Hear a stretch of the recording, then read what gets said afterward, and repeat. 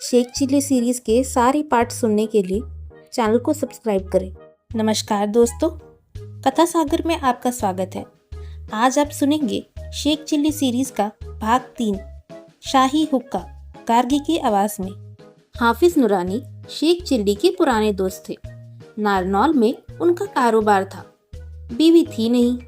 बड़ी हवेली में बेटे और बहू के साथ रहते थे। बेटे को दूल्हा बने 7 बरस बीत चुके और बहू की गोद न भरी तो हाफिज साहब को फिक्र हुई कि या खुदा, खानदान का नाम आगे कैसे चलेगा। उन्होंने एक खत शेख चिल्ली को लिखकर राय मांगी। शेख चिल्ली कुरुक्षेत्र के किसी पीर के मुरीद थे। कोसों दूर होने के बावजूद थोड़े थोड़े अरसे बाद वहां आते जाते रहते थे। बस एक दिन हाफिज नुरानी को बेटे बहू के साथ ले गए पीर साहब के पास। पीर भी काफी पहुंचे हुए थे। उन्होंने बहू को कुछ पढ़कर पानी पिलाया और एक तावीज उसके बाजू पर बांधकर बोले, परवरदिगार ने चाहा तो इस बरस आरज़ू पूरी हो जाएगी। पीर साहब की दुआ का असर हुआ। एक बरस बीतते ना बीतते बहू के पाँव भारी हो गए। वक्त आने पर चांद से बेटे ने जन्म लिया। हाफिज साहब का आंगन खुशियों से भर उठा। हाफिज नुरानी की खुशियों का पारावार न था। तुरंत जश्न का इंतजाम होने लगा। उसमें शेख चिल्ली को खास तौर से बुलाया गया। शेख चिल्ली को दावतनामा मिला तो बड़े खुश हुए। बेगम से बोले, तुरंत चलने की तैयारियां करो। तैयारियां क्या खाक करूं? बेगम तो नक्कर बोली, न ढंग के कपड़े हैं न तन पर एक गहना। तुम्हारे पास तो फटी पुरानी जूतियां भी हैं, मेरे पास तो वह भी नहीं। अगर ऐसे हाल में वहां गए तो जग हंसाई होगी। शेख चिल्ली खामोश हो गए। बेगम की एक एक बात सच थी। हाफिज नुरानी नारनौल के बड़े रईस थे। उनका जश्न भी छोटा मोटा ना होगा। बड़े बड़े अमीर उमर आएंगे, क्योंकि ये दिन शेख चिल्ली की वजह से देखना नसीब हुआ है। इसलिए हाफिज साहब उनको सभी से मिलाएंगे भी। ऐसी सूरत में वहां फटे हाल पहुंचना क्यों कर मुनासिब होगा। शेख चिल्ली को खुदा पर गुस्सा आने लगा कि आखिर क्या सोचकर उसने उन्हें इस हालत में छोड़ रखा है। मगर वक्त गुस्से का नहीं, कुछ तरकीब भिड़ाने का था। नवाब साहब का धोबी शेख चिल्ली को बहुत मानता था। कुछ ही दिन पहले शेख चिल्ली ने उसे नवाब के गुस्से से निजात दिलाई थी। बस जा धमके उसके पास। शेख चिल्ली ने सारी उलझन उसे बताकर अपने और बेगम के लिए कुछ कपड़े मांगे। बोले, नारनौल से लौटते ही वापस कर दूंगा। धोबी इस अनोखी मांग से कुछ घबराया तो, मगर वायदा कर चुका था। जी कड़ा करके शेख चिल्ली के मनपसंद कपड़े उसे दे दिए। बोला, ये कपड़े नवाब और उनकी भांजी के हैं, सही सलामत वापस कर देना। शेख चिल्ली उन्हें ले घर लौटे। बेगम ने देखे तो बड़ी खुश हुई। फिर बोली, कपड़े तो मिल गए, मगर जूतियों का क्या करोगे? नारनौल पैदल तो जाएंगे नहीं, सवारी का क्या होगा? शेख चिल्ली पहुंचे मोची के यहाँ। बोले, 2 जोड़ी जूतियां चाहिए, एक मेरे लिए एक बेगम के लिए। मोची ने तरह तरह की जूतियां दिखाई। शेख चिल्ली ने सबसे कीमती जूतियां पसंद कर ली। बोले, इन्हें बेगम को और दिखा लाऊं, तब खरीदूंगा। मोची मान गया। शेख चिल्ली जूतियां लेकर घर सटक गए। अब सवाल रहा सवारी का। सबसे अच्छी घोड़ा गाड़ी झज्जर के बनी घनश्याम के पास थी। वह उसे किराए पर भी चलाता था। शेख चिल्ली उसके पास पहुंचे।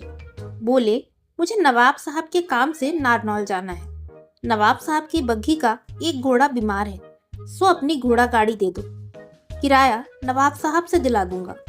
अच्छा किराया मिलने के लालच में घनश्याम ने बिना हील हुज्जत के अपनी घोड़ा गाड़ी उनके हवाले कर दी और शेख चिल्ली बेगम को ले नारनौल रवाना हो गए। नारनौल उस वक्त रियासत झज्जर ही का एक कस्बा था।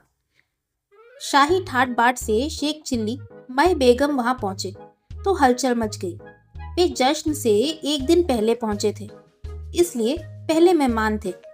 बड़ी आव भगत हुई। पूरे कस्बे में शेख चिल्ली की अमीरी के चर्चे गूंजने लगे। उन्हें हर मौके पर जाफरानी तंबाकू वाला हुक्का पेश किया जाने लगा।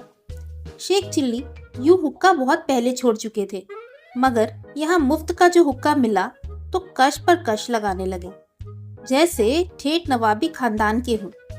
मगर इस जश्न के मौके पर सारा गुड़ गोबर हो गया।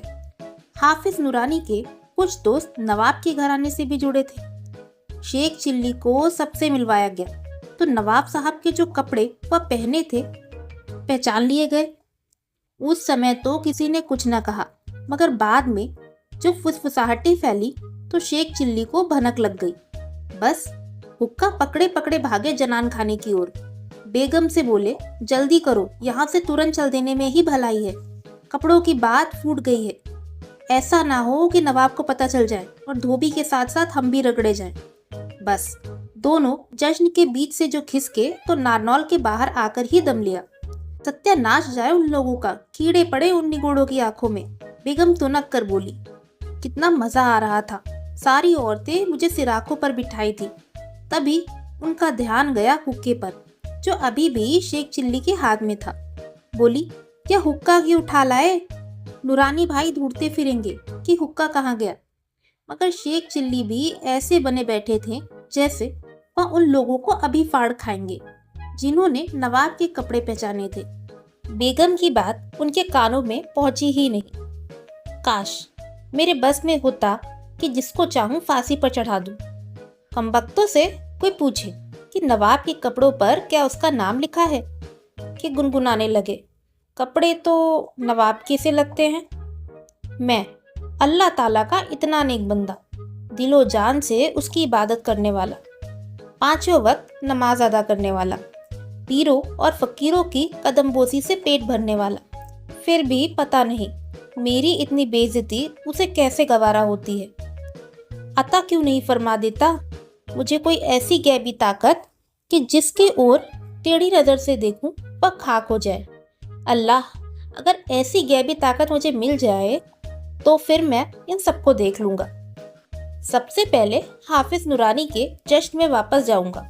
उन सारे बेहुदा लोगों को ऐसी टेढ़ी नजर से देखूंगा कि सर से पांव तक शोला बन जाएंगे। कमबख्त इधर उधर भागेंगे, शोर मच जाएगा, पानी डालो, रेत डालो, लपटों में घिरे हुए वहशी पंडाल में इधर उधर भागेंगे।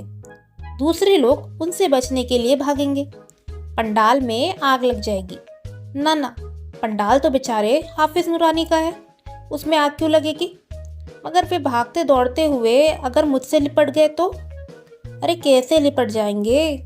मैं उन्हें टेढ़ी नजर से देखूंगा ही छत पर चढ़कर। अगर वे जनान खाने में जा घुसे तो वहां भी बुरी तरह से भगदड़ मच जाएगी। सारी औरतें भाग भाग कर कमरों में जा छिपेंगी, अंदर से साकल चढ़ा लेंगी।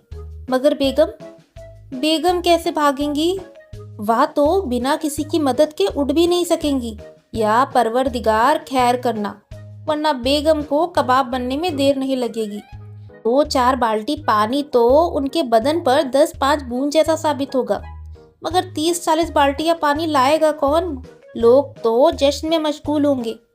उन्हें हादसे की खबर देने के लिए मुझे ही चिल्लाना होगा, आग लग गई है, हाय बेगम आग में गिर गई हैं, दौड़ो। और तभी बेगम की धौल उनके सिर पर पड़ी, जैसे धरती पर गिरने से जागे शेख चिल्ली। देखा, हुक्का उन दोनों के बीच गिर पड़ा है। घोड़ा गाड़ी में धुआं भरा है और धोबी से उधार मांगे कपड़ों में चिंगारियां उठ रही हैं। दोस्तों, अगर आपको कहानी पसंद आई हो तो प्लीज़ कहानी को लाइक करें, शेयर करें और प्लीज़ चैनल को सब्सक्राइब करें।